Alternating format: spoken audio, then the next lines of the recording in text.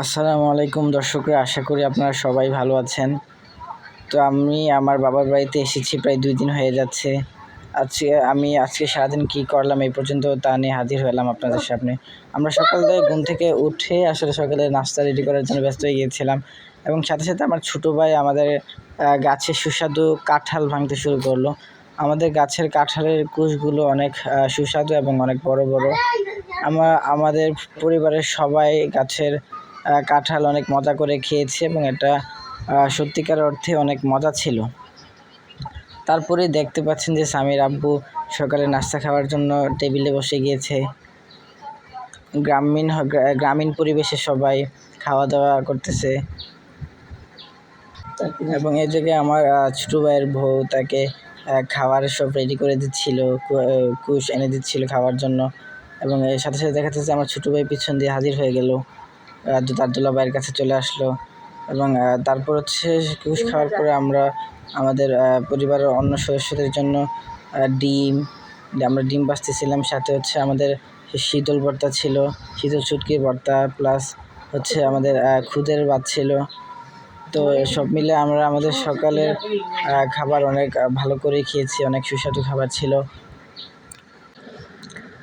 গ্রামীণ পরিবেশে সবাই একসাথে বসে খাওয়া দাওয়া করছে। তারপর হচ্ছে আমার আব্বা বাজার থেকে আমাদের জন্য দুপুরের খাবার নিয়ে আসলো। এই যে দেখা যাচ্ছে যে করলা, আমার বড় বোন করলা ভাজতেছে। তারপর হচ্ছে এই যে আমরা হচ্ছে শশার ভর্তা করেছি তেঁতুল দিয়ে।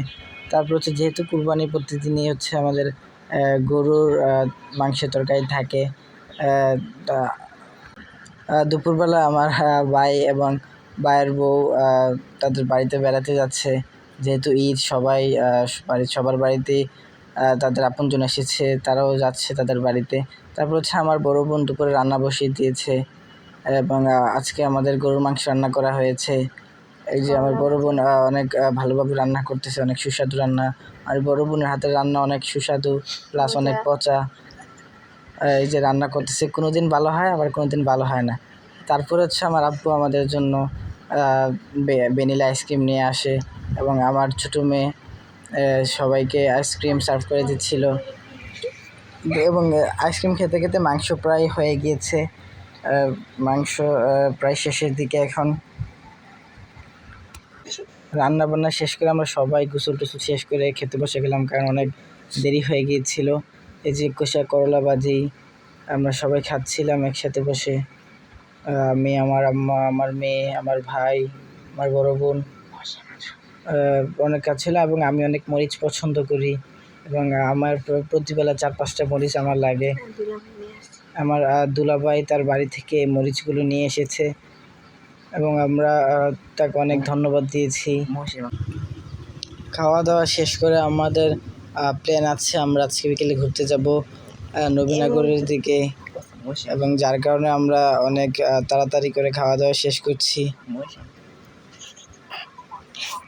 এই যে আমার বড় বোনের হাতে রান্না করা।